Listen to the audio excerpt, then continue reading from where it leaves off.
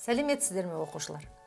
Бүгін біз сіздермен Қазақстандағы табиғатты пайдаланумен байланысты туындаған мәселелер туралы қарастырамыз.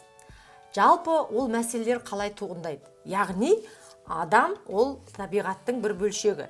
Яғни адамның шаруашылық әрекеті табиғатқа үлкен ықпал етеді. Біз сіздермен алдағы сыныптарда жалпы табиғат кешені деген терминді білеміз.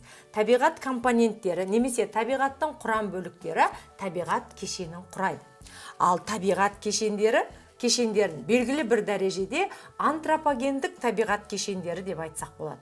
Ал антропогендік табиғат кешендері дегеніміз адамның шаруашылық әрекеті нәтижесінде өзгерген табиғат кешенін біз антропогендік табиғат кешені деп айтамыз. Олай болатын болса, жалпы табиғаттағы туындаған мәселелер ол адамзаттың әсерінен екен. Яғни біз сіздермен бүгін антропогендік ландшафттар туралы қарастырамыз екен. Сонымен жіктейік. Антропогендік ландшафт. Анықтамасын тағы бір қайталайын.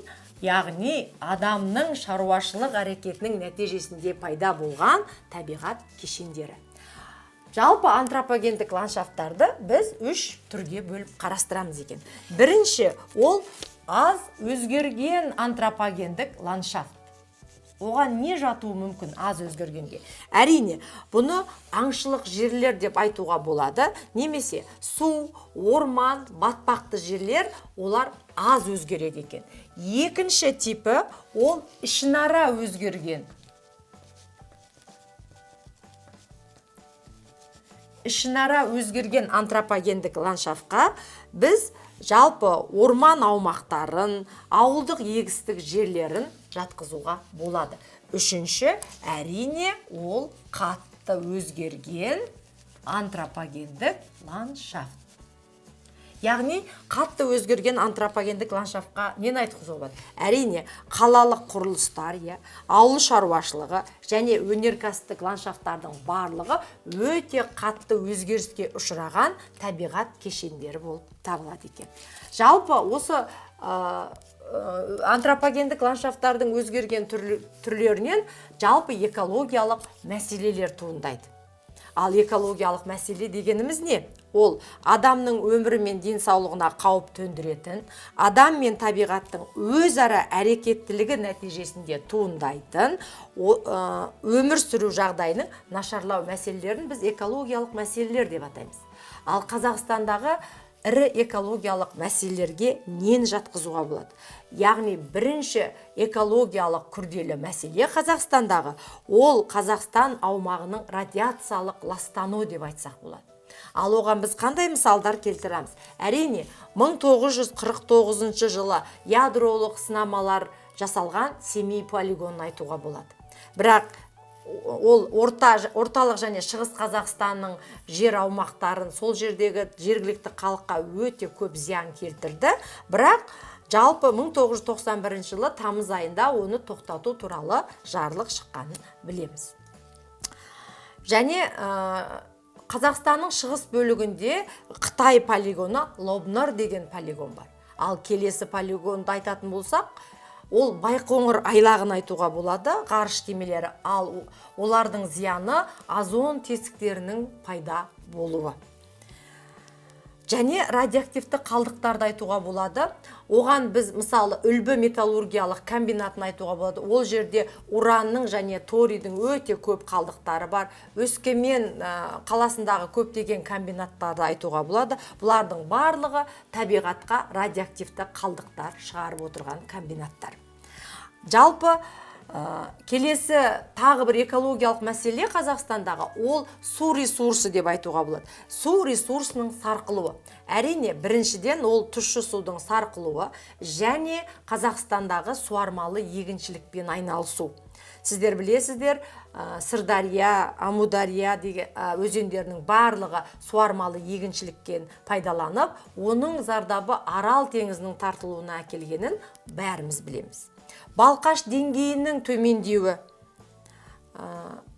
Каспий теңізінің жаңағы Қара бұғаз көл шығанағының жерсіндіру мақсатында ол Каспий теңізінің көтерілуі міне осындай суға байланысты. Немесе Ертіс өзенінің өнеркәсіп қалдықтарымен Іле, Жайық сияқты өзендердің өнеркәсіп қалдықтарынан ластануын жалпы су ресурсының экологиялық мәселесі деп қарастырсақ болады. 1997 жылы қоршаған орта туралы заң шығып, жалпы Қазақстандағы экологиялық мәселелер жіктемесі шықты. Яғни Қазақстандағын айтып тұрмыз, экологиялық мәселелер жіктемесі. Қандай түрлерге жіктейді екен жалпы экологиялық мәселелерді? Біріншіден балалар, оларды жаһандық мәселе дейді. Жаһандық мәселелерге балалар, біз жалпы климаттың жылынуын, озон тесігі туралы айтсақ болады. Жаңа озон тесігінің Байқоңыр айлағынан да болып жатқан айтыға, яғни бұл жаһандық мәселеге жатады екен. Екінші экологиялық мәселенің түрі ол ұлттық. Яғни оған біз Арал тағдыр мен Семей полигонын мысал қылып айта аламыз. Үшінші, жаңа ғана айттым, ол су ресурсы. Мысалы, Каспий теңізін айтсақ болады. Төртінші, бұл трансшекаралық әртүрлі экологиялық мәселелер бар. Мысалы, трансшекаралық өзендердің өзі осы экологиялық мәселеге жатады. Келесі, әскери ғарыштық.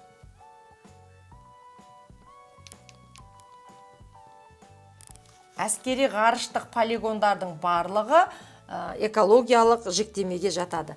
Келесі, локальды немесе жергілікті деп айтсақ болады, яғни жергілікті жердегі өзен проблемасы, немесе жаңағы тұрмыстық қалдықтар, өнеркәсіптік қалдықтар туралы айтуға болады. Міне, бұлар және келесі ең соңғы бұл табиғи және технологиялық экологиялық мәселе. Яғни әртүрлі төтенше жағдайлар деп айтуға болады. Міне балалар, бұл Қазақстан Республикасындағы экологиялық мәселелердің жіктемесі. Жалпы адамзаттың ауа, су, топырақ көздерін ластаудың түрлері бар екен.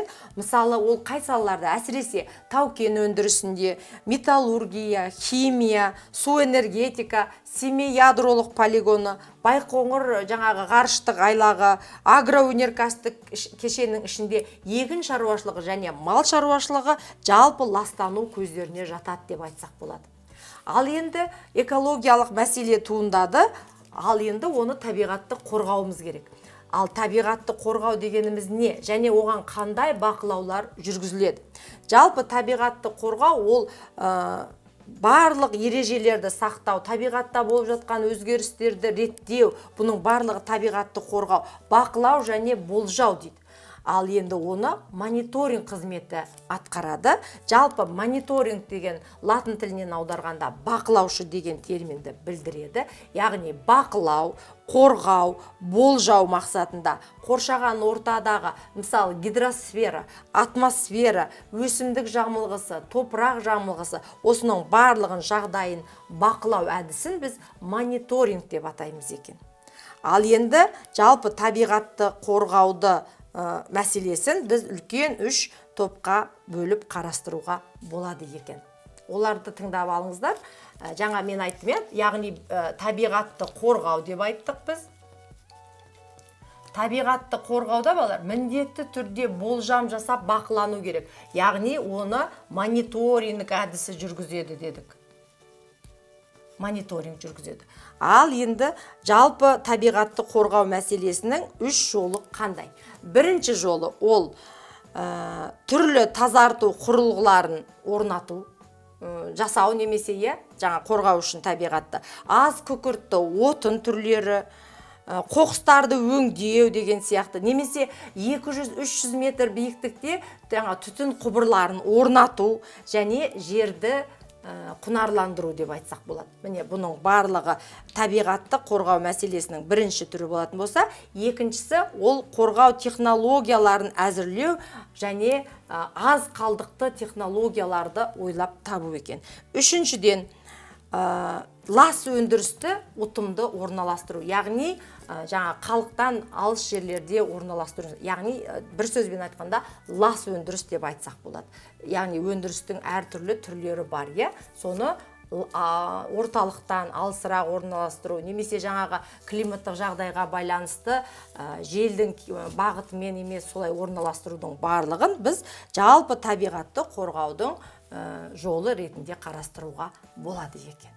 Міне балалар, бүгінгі өтетін тақырыбымыз осы. Жалпы біз сіздермен антропогендік ландшафттың 3 түрін және сол антропогендік ландшафттың әсерінен пайда болған Қазақстандағы экологиялық мәселелер жіктемесін айттық. Бүгінгі сабақ осымен бітті. Келесі кездескенше сау болыңыздар.